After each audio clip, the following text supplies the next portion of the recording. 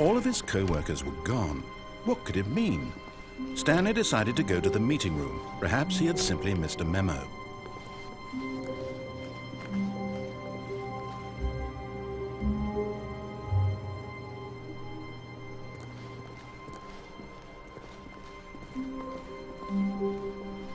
When Stanley came to a set of 2 open doors, this was not the correct way to the meeting room, and Stanley knew it perfectly well.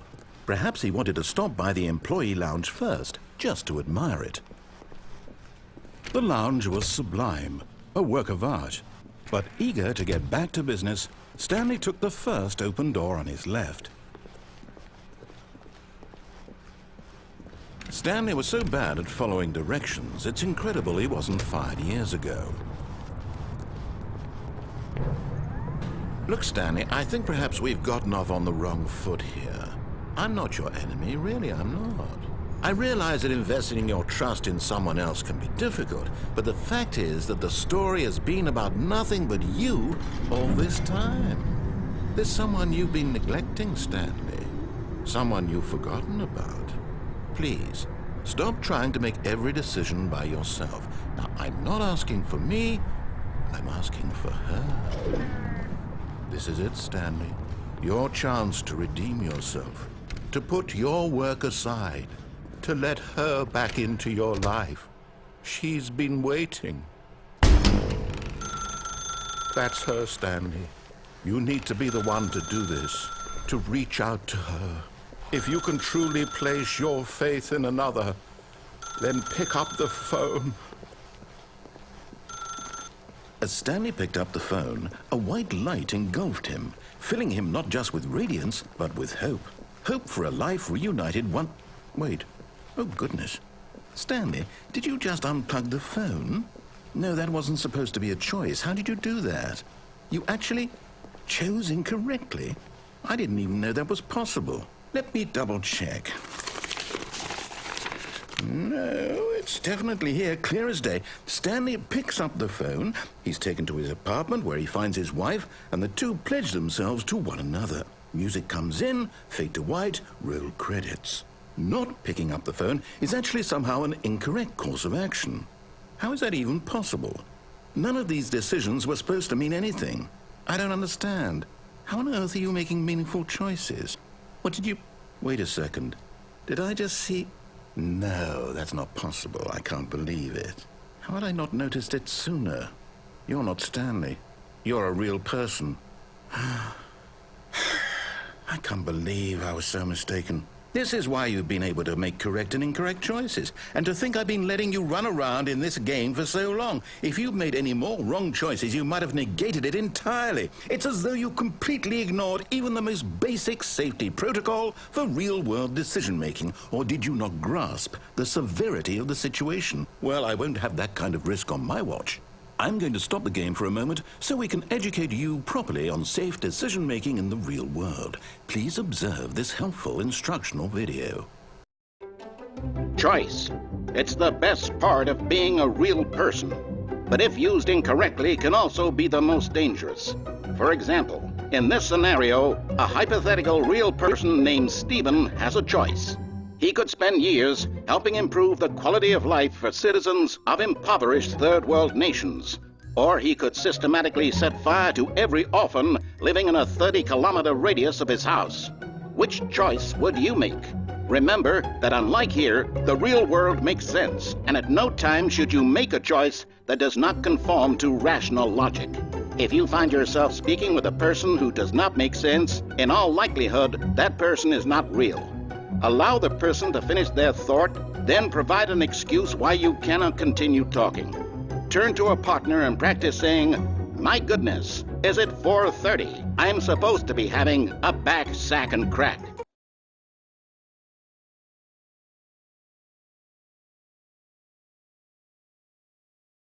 Excellent. Making choices on a regular basis is the best part to a healthy decision-making process. Most medical professionals recommend making at least 8 choices per day. Do you make more than 8? Less? And finally, if you begin to wonder if your choices are actually meaningful and whether you'll ever make a significant contribution to the world, just remember that in the vast infiniteness of space, your thoughts and problems are materially insignificant, and the feeling should subside. At this time, your instructor will guide you in an exercise to test and reinforce the material covered in this video.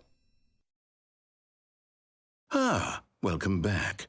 You may have noticed that this room has begun to deteriorate as a result of narrative contradiction. But not to worry. Now that you're properly informed on good decision-making, we're going to revisit a choice you made just a few minutes ago and see what the correct thing to do would have been. This way, please.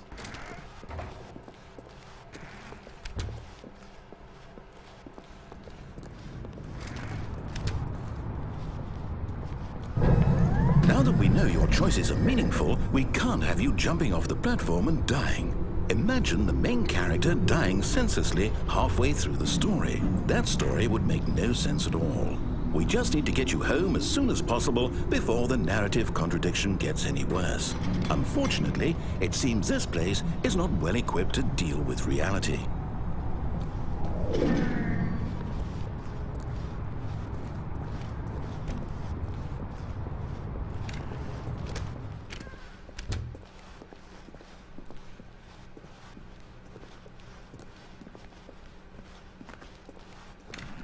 Almost there.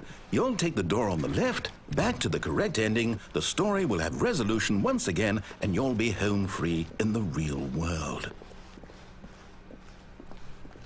Now remember, all you need to do is behave exactly as Stanley would. That means choosing responsibly and always putting the story first. I'm quite sure you'll be up to the task. Just follow my lead and you'll be fine. All right. When Stanley came to a set of 2 open doors, he entered the door on his left.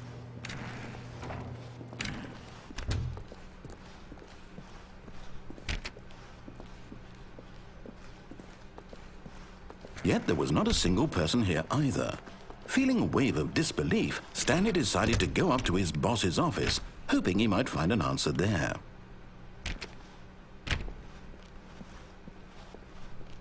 Coming to a staircase, Stanley walked upstairs to his boss's office.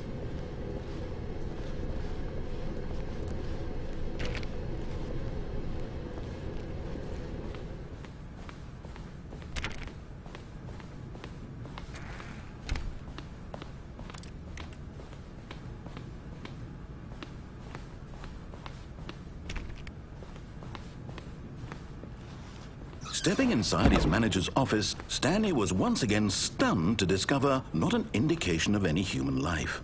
Shocked, unraveled, Stanley wondered in disbelief who orchestrated this, until he saw the door with a voice receiver next to it.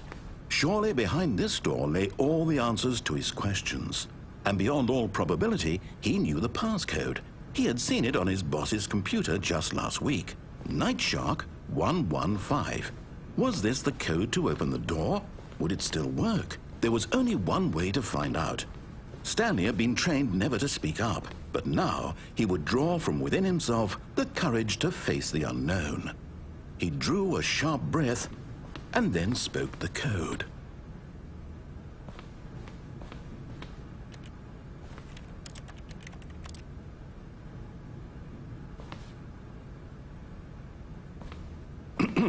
Stanley spoke the code. Night Shark 115. He spoke it into the receiver, right there on the wall.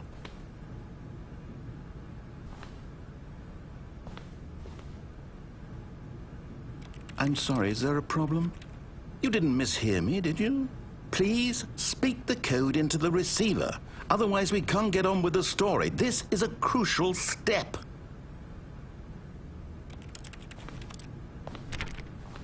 Okay, fine, you're not going to do it, but you know what?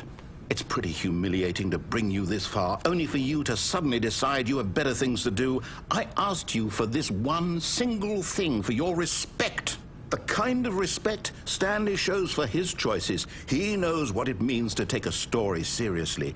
If you didn't want to see what I had to show you, then why did you come here? You had a choice, you know. You could have gone through the door on the right. You could have done whatever the hell you wanted over there. Why did you come this way? Speak. Say something to me. Explain yourself, you coward.